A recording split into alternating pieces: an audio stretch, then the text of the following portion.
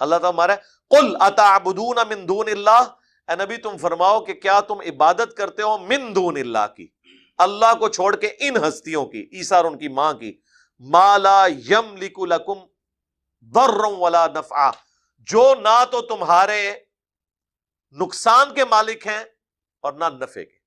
دے لیں دونوں عقیدے اللہ تعالیٰ نے ان کے اٹھا کے پھینک دیے ہیں۔ نمبر 1 یہ فرمایا کہ یہ من دون اللہ ہے، کون؟ عیسیٰ اور ان کی ماں، حالانکہ یہ حزب اللہ ہے، لیکن حزب اللہ شیطان کے مقابلے پہ، لیکن جب ان کو لوگ اللہ کے مقابلے پہ کھڑا کریں گے تو اللہ تعالیٰ کو یہ بات کہنے میں کوئی عار نہیں ہے کہ یہ ہے تو حزب اللہ ہے لیکن تم نے انہیں من دون اللہ بنا دیا ہے، اللہ کے سوا ان ہستیوں کو پوجنا شروع کرتی ہے۔ دوسرا، وہ تمہارے نفع اور نقصان کے مالک نہیں ہے، اور پھر ساتھ ہی کہہ دیا واللہ هو السمیع العلیم، اور اللہ ہی ہے جو سننے والا، علم والا ہے۔ یعنی تمہارے نفع اور نقصان کا مالک وہ ہوگا جو سننے والا، علم رکھنے والا ہو، ہر وقت ہر بات کو سننا اور اس کا علم رکھنا، یہ تو عیسیٰ اور ان کی ماں کی کمپیٹنسی نہیں ہے۔ جب عیسیٰ اور ان کی والدہ کسی کے نفع اور نقصان کے مالک نہیں ہیں اور وہ روٹی کھانے کے محتاج ہیں، اور وہ اللہ کے مقابلے پہ عیسائیوں نے جب انہیں کھڑا کیا تو وہ من دون اللہ، اللہ نے ان کو کہہ دیا تو بابے تے شاہی کوئی نہیں، بابے تے شاہی کوئی نہیں۔ شکر کرو اسی اتنے روک رہے ہیں لوگوں نو بس کہ بابے تے شاہی کوئی نہیں۔ ایڈی ایڈی موٹی گلاں میرے دماغ چ آندیاں نے اس تو بعد، لیکن میں کہنا نہیں، اخلاقیات کا دائرہ ہم نے کراس نہیں کرنا، بس اس تے ہی تسی رہو کہ بابے تے شاہی کوئی نہیں۔ جدو کوئی کہنا کہ بابے بڑی شان ہے تے اے سورۃ المائدہ کی آیت نمبر 75 اور 76، میں نے اس کا واقعہ بھی آپ کو سنایا تھا پہلے بھی، جب وہ سورۃ النساء کی آیت نمبر 48 آئی تھی نا، ان اللہ لا یغفر ان یشرک بہ، تو 3 قرآن لیکچر میں نے اس ایک آیت پہ کیے تھے، کیونکہ توحید نہیں ہے تو پیچھے تو کوئی شے نہیں ہے۔ تو اس میں بھی میں نے بتایا تھا کہ ہمارے آفس کے ایک کولیگ وہ دوسری سائٹ پہ تھے، ہم ایک دفعہ وہاں گئے تو دعوت اسلامی میں، تو وہ جب جماعت کروائی انہوں نے، ہم نے نماز ان کے پیچھے پڑھی، ہم تو پڑھ رہے تھے رفع الیدین سے، وہ بڑے حیران ہوئے کہ ایک رفع الیدین کرنے والا بندہ ہمارے پیچھے نماز پڑھ رہا ہے۔ وہ گمان کیا انہوں نے کہ ہم اہل حدیث ہیں، اور اہل حدیث جو ہیں وہ تو بریلویوں کو مشرک سمجھتے ہیں، نماز کے قائل نہیں ہیں، اور دوسری طرف بریلوی بھی قائل نہیں ہے ان کے پیچھے، وہ گستاخ رسول سمجھتے ہیں۔ تو ان سے تھوڑی دوستی ہوئی تو انہوں نے دعوت دے دی کہ ہمارے گھر کبھی آئیں چائے کے لیے، تو میں اپنے ایک دوست کو لے کے وہاں پہنچ گیا، تو ہم نے بات کرنی تھی توحید کے اوپر، یہی ارادہ تھا کہ ان کے سامنے بات رکھی ہے۔ اب انہوں نے جال حق پڑھی ہوئی تھی جو میں نے 1994 میں پڑھی ہوئی تھی، اور مجھے پتا تھا اس کے اندر جو کچھ بھی ہے وہ میں نے کور کیا ہوا اپنے ریسرچ پیپر، دعا صرف اللہ ہی سے، مسئلہ نمبر 3 بھی ہے دعا صرف اللہ ہی سے۔ تو وہ کہنے لگے جی قرآن میں جتنی بھی من دون اللہ کی آیات ہیں کہ وہ تمہارے نفع نقصان کے مالک نہیں، یہ سب بتوں کے بارے میں۔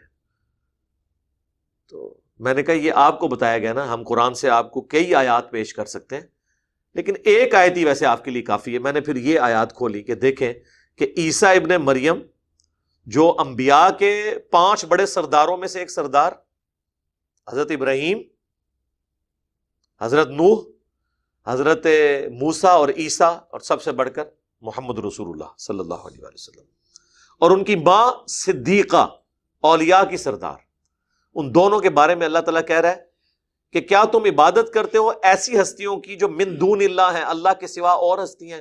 تو دیکھ لو من دون اللہ، اللہ نے ان دونوں کو کہہ دیا۔ اب ایک مسئلہ تو اس کا حل ہو گیا، لیکن وہ بات ماننے والے تو نہیں ہوتے، وہ کہتے ہیں جی ٹھیک ہے من دون اللہ یہ، لیکن اصل میں دیکھیں ہم کوئی اولیاء اللہ کی عبادت تو نہیں کر رہے۔ عیسائی تو چونکہ عبادت کرتے تھے نا حضرت عیسیٰ کی، ان کو رب کہتے تھے، ہم تو شیخ عبد القادر جیلانی کو رب نہیں مانتے، ہم نے تو ان کی عبادت نہیں کی، ہم تو اللہ کی عبادت کرتے ہیں، لہٰذا ہم پہ آپ یہ فٹ نہ کریں۔ میں نے کہا جی آدھی تو فٹ ہو گئی نا، کہ انہوں نے کہا چونکہ ہم عبادت نہیں کرتے لہذا شیخ عبد القادر جیلانی من دون اللہ نہیں ہے۔ میں نے کہا جی بالکل ایگری، لیکن اگر ان کی عبادت ہو رہی ہو پھر من دون اللہ ہے؟ کہتے ہیں ہاں۔ تو میں نے کہا عبادت ہو رہی ہے کیونکہ آپ ان کو مدد کے لیے پکارتے ہیں، اور قرآن کے پہلے صفحے پہ لکھا ہے ایاک نعبد و ایاک نستعین، اے اللہ عبادت بھی تیری کرتے ہیں اور دعا بھی تجھ سے۔ ایک تو ظاہری اسباب ہے، وہ تو آپ کافر سے بھی لے لیں، وَتَعَاوَنُوا عَلَى الْبِرِّ وَالتَّقْوَى وَلَا تَعَاوَنُوا عَلَى الْإِثْمِ وَالْعُدْوَانِ، لیکن ایک یہ ہے کہ وہ تو آپ فرشتے سے بھی مدد نہیں مانگ سکتے. بارش برسانے کی ڈیوٹی فرشتوں کے پاس ہے، لیکن بارش آپ اللہ سے مانگیں گے. فرشتوں سے مانگیں گے تو مشرک ہو جائیں گے. اور عبادت کے اندر دعا شامل تھی، پھر بھی اللہ نے الگ سے ذکر کیا. ضرورت کوئی نہیں تھی ذکر کرنے کی، لیکن اللہ کو پتا تھا زیادہ شرک اس میں آنا ہے. ایاک نعبد و ایاک نستعین، کیونکہ ابو داؤد میں، ترمذی میں، نسائی میں حدیث موجود ہے الدعاء هو العبادہ، دعا ہی عبادت ہے.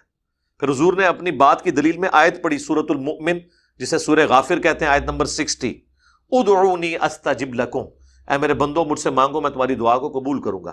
ان الذین یستکبرون عن عبادتی، بے شک جو لوگ مجھ سے دعا کرنے میں، عبادت میں تکبر کرتے ہیں، میں انہیں ذلیل و خوار کر کے جہنم میں داخل کروں گا.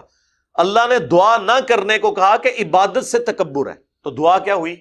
عبادت. تو لہٰذا شیخ عبد القادر جیلانی سے کوئی دعا کرے گا تو گویا وہ ان کی عبادت کر رہا ہے.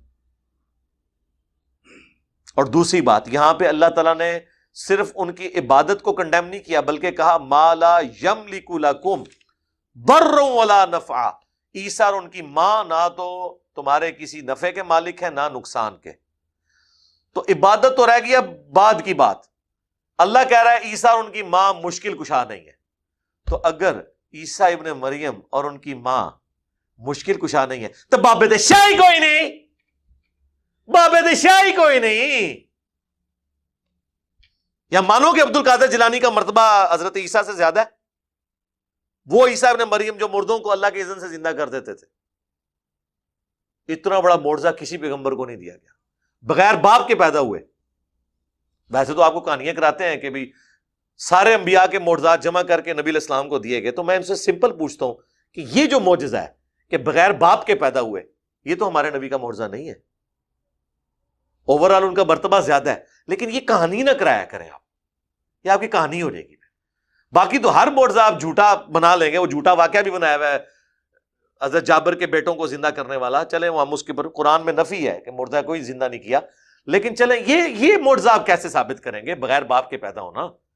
ہمارے تو نبی کا نام ہے محمد ابن عبداللہ، حضرت عیسیٰ کا نام ہے عیسیٰ ابن مریم، کیونکہ ان کا باپ کوئی نہیں تھا، ورنہ تو باپ کی طرف بچے کو منسوب کیا جاتا ہے. پھر کیا کریں گے؟ حضرت آدم کے لیے تو آپ پلی لے لیں گے کہ چونکہ وہ پہلے انسان تھے اس لیے یہ ہوا. عیسیٰ ابن مریم کا کیا کریں گے؟ تو یہ کہانیاں نہ کروایا کریں، آپ کے گھاٹے فٹ ہو جائیں گے. تو میں نے کہا یہاں تو ان کے مشکل کشا ہونے کی بھی نفی کی گئی ہے. تو اس کے بعد وہ لاجواب ہو گئے. بات انہوں نے مانی نہیں، لیکن ڈیفینسو موڈ میں چلے گئے. وہ مانتے اس لیے نہیں ہے کہ وہ یہ سمجھتے ہیں کہ اگر ہم نے یہ بات مان لی نا تو ہمارے بزرگوں کو یہ باتیں کیوں نہیں سمجھ آئی ہیں جو اس کو سمجھ آ گئی ہیں. تو میرے بھائی یہی تو بات کرتے تھے یہودی بھی کہ عیسیٰ ابن مریم جو باتیں کر رہے ہیں، حضرت عیسیٰ ابن مریم تو نوجوان تھے، ان کے بابے تو اتنے بوڑھے تھے یہودیوں کے علماء، اور وہ جا کے ان کو چیلنج کرتے تھے یروشلم کے اندر بیت المقدس میں جا کے. ان کے خطبات آپ دیکھیں، وہ تو بلکہ ایران والوں نے تو ایک فلم پوری بنا دی ہے جس میں عیسیٰ ابن مریم نے جب علماء یہود سے جا کے گفتگو کرنی شروع کی ہے، وہ آپ دیکھیں تو صحیح کتنی زبردست گفتگو کرتے ہیں، اور اینڈ پہ وہ ان کو قتل کرنے کے لیے وہ چڑھ دوڑتے ہیں ان پہ. وہ تو پھر اللہ تعالیٰ ان کو ان کی نظروں کے سامنے سے غائب کر دیتا ہے. یار بابے کیڈی زریلی چیز نے، نبی بھی آ جائے نا یہ کہتے ہیں نہیں اسی اپنے بابے نو لے کے چلنا ہے. سب سے بڑی رکاوٹ جو ہے نا انبیاء کی دعوت حق کے سامنے بھی وہ بابے ہوتے ہیں. بابوں کو ہٹائے بغیر آپ انبیاء کی دعوت کر ہی نہیں سکتے. یار نبی جب خود موجود تھے اس وقت بابے جو ہے رکاوٹ بنے ہوئے تھے. آج تو نبی کی بھی ہمیں حمایت حاصل نہیں ہے، ٹھیک ہے، بغیر نبی کے ہیں، ان کی تعلیمات ہمارے ساتھ ہیں. تو ہمیں اب زیادہ زور لگانا پڑے گا بابوں کو ہٹانے کے لیے. بابوں کو ہٹانا یہ ضروری ہے، اس کے بغیر آپ انبیاء تک پہنچا نہیں سکتے، لوگوں کو ان کی تعلیمات تک پہنچا نہیں سکتے. بابا لیس کرنا ضروری ہے جی. یہ جو کہہ رہے ہیں بابا لیس بنا رہا ہے. ہاں اس کے بعد آپ کہہ رہے ہیں نا جو یہ کہ یہ بابا لیس بنا کے خود بابا بننا چاہتا ہے. بھائی خود بابا بننا چاہتا تو بھائی آپ کی طرح چندہ بک ہوتی، آپ کی طرح ایک المحند کتاب لکھ کے ہم نے امت کو تھمائی ہوتی کہ یہ ہمارے عقیدے ہیں ہمارے فرقے کے، اور آپ کے مخالفین کی طرح اسام الارمین لکھ کے تمہید ایمان لکھ کے تھمائی ہوتی کہ یہ ہمارے فرقے کے عقیدے ہیں. ہم نے تو کوئی ایسا کام نہیں کیا، نہ کوئی مسجد بنائی، نہ کوئی مدرسہ، نہ کوئی چندہ بک، نہ کوئی کتاب لکھی. ریسرچ پیپرز بھی لکھے ہیں تو وہ ان کتابوں کے ریفرنس کے ساتھ لکھے ہیں، اذکار کارڈ بھی، اور کہ آپ خود پڑھ لیں. آپ کے بزرگوں میں تو ریفرنس ہوتے ہی نہیں ہے. المحنت میں جتنے انہوں نے عقیدے لکھے ہیں قرآن و حدیث کے تو دلائل دیے ہی کوئی نہیں ہوئے. وہ دلیل انہوں نے یہ ہے کہ بعد میں 25 بندوں نے سائن کر دیے. تو اسی لیے انہوں نے فرمایا نا کہ جی میں نے پڑھی نہیں ہوئی تھی لیکن مجھے یقین ہے کہ اتنے بڑے بڑے علماء جس طرح یقین کریں آپ کو یہ یقین ہے کہ اتنے بڑے بڑے علماء غلط کام نہیں کر سکتے, اس سے زیادہ ہمیں یہ یقین ہے کہ اگر علماء کے سائن ہوئے ہیں نا پھر قرآن دیس کو نیچے ہونے لگا دیش پھر یہ مطلب ہے کہ انہیں پنجی مولوی پانے پہ نے پنجی والے نہیں تے مولوی پا کے نا ان قرآن دیس دا جڑا نا ویٹیج پورا کیتا جائے. ٹھیک ہے نا, اتنے علماء کے سائنوں کی ضرورت ہی نہیں ہوتی ہے قرآن و حدیث کو. آیت اور حدیث لکھنے کے بعد سائن لکھنے کی ضرورت ہی نہیں ہے, وہ تو اللہ کے سائن ہو گئے نا, اس کے پیغمبر کی نشانی ہوگی. آیت بھی سائن کو کہتے ہیں, نشانی. قرآن کی آیات اللہ کے سائن ہے, اللہ کی نشانی ہے. احادیث رسول اللہ صلی اللہ علیہ وسلم کے سائن ہے, ان کی نشانی ہے, تو ضرورت ہی نہیں پڑتی. خیر وہ خاموش ہو گئے جب ان کو یہ پیش کیا. باقی ماننا نہ ماننا, زندگی میں کبھی کوئی چیز کام آ جاتی ہے, ہو سکتا ہے زندگی کسی موقع پہ بات سمجھ آ